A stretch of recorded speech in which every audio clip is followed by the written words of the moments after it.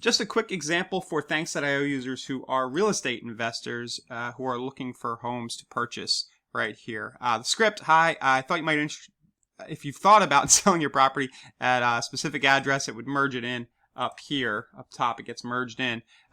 We might be interested in buying it. We buy a property as is and close with cash in 7 to 21 days. And then we do our QR code Bribe, which you can see down in here. It says just scan the QR code on this page to schedule a quick 10-minute call to discuss how much we might be willing to offer for the property. And then you'll see the next line says, if you schedule, you'll get a $20 Home Depot gift card. So this is our Bribe setting right here, where the person will need to visit maybe your Calendly link or some other link to schedule a chat with you.